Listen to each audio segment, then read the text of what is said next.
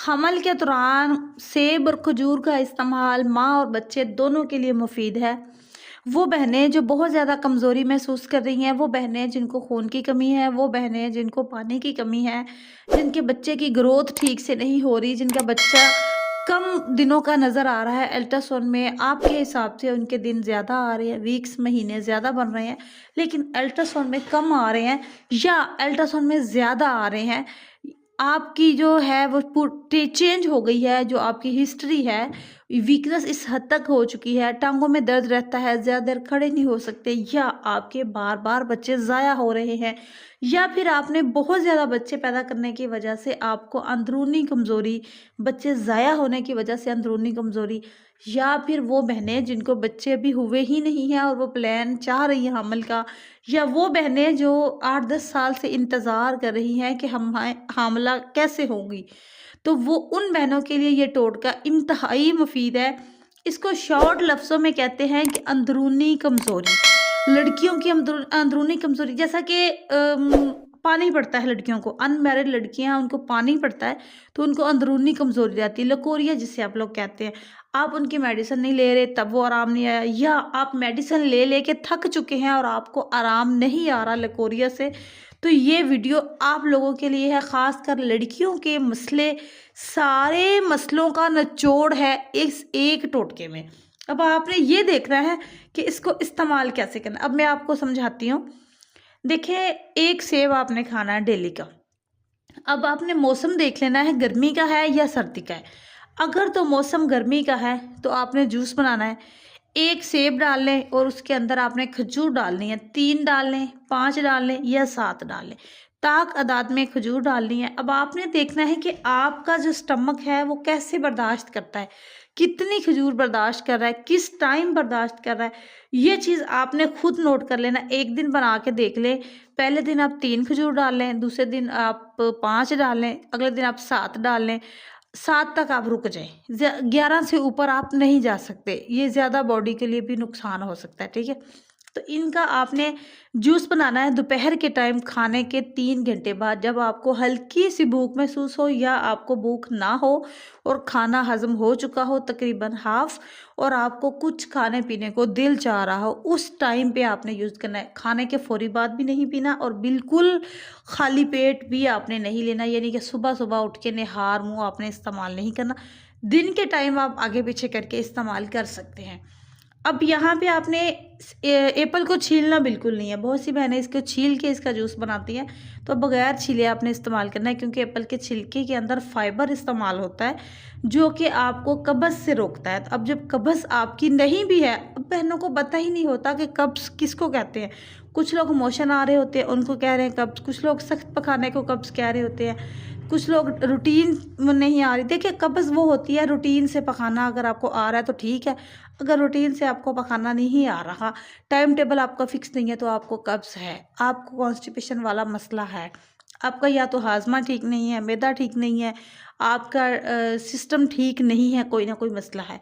अब यहाँ पे कब्ज़ है जो तमाम बीमारियों की जड़ है। ये चीज़ ख़त्म करेंगे तो ये टोटका आपको असर करेगा। अब इस टोटके से आपकी कब्ज़ खुद ब खुद ख़त्म होगी, लेकिन अगर ज़्यादा है तो मेरी बहनों ने साथ में इसके इस्तेमाल कर लेना है कोई ना कोई कब्ज़ का शरबत। अब यहाँ पे मैं बहनों का नाम ले रही हूँ तो ये मेरी वीडियो भाइयों के लिए भी है, वो भी अपनी वीकनेस के लिए एप्पल और खजूर का इस्तेमाल कर सकते हैं। अब अगर तो आपको सर्दियाँ हैं तो आपने जूस नहीं पीना, अगर गर्मियाँ हैं तो आपने जूस पीना है। इसके अलावा आप निहार खाली मुँह सेब खा सकते हैं, जूस नहीं पी सकते, ठीक है? जूसेस जो है खाली पेट नहीं पी सकते, एप्पल या फ्रूट वगैरह खा सकते हैं।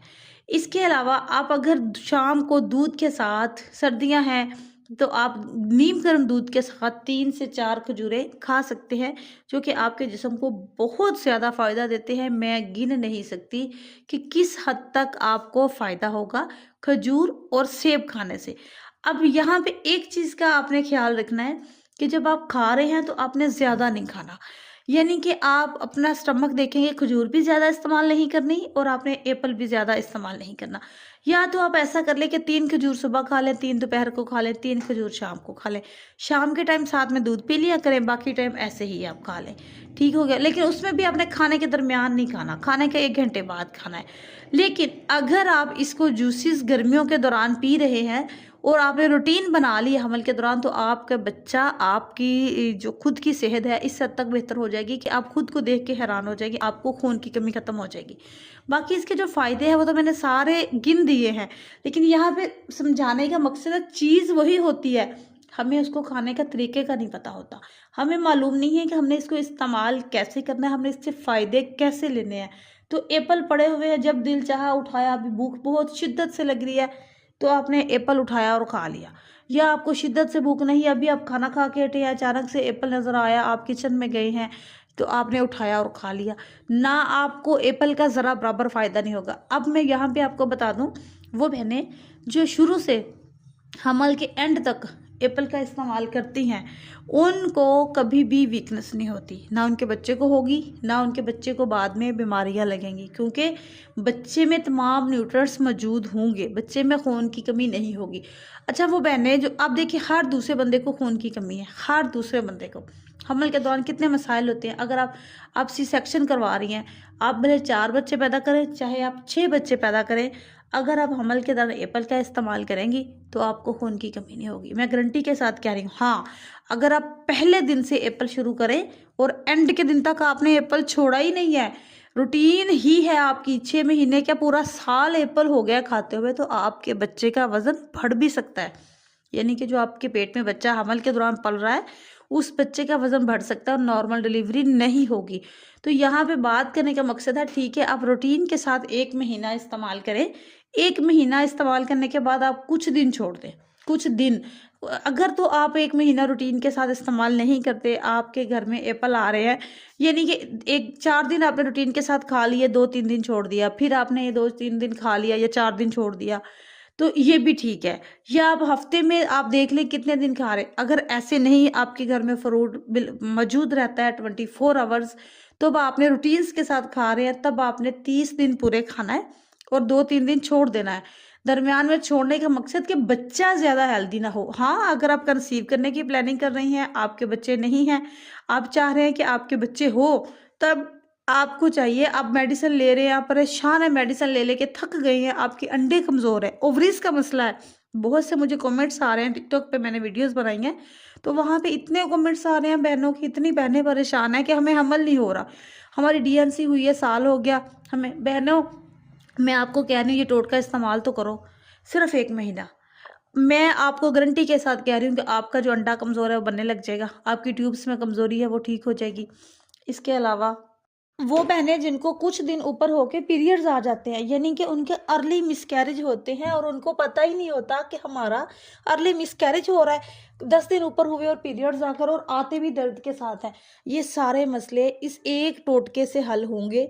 अब आपकी मर्जी है कि आपने इसको इस्तेमाल करना है। अब आप देखें, इसका कोई नुकसान तो नहीं है, इसमें कोई एक्स्ट्रा चीज़ तो नहीं है।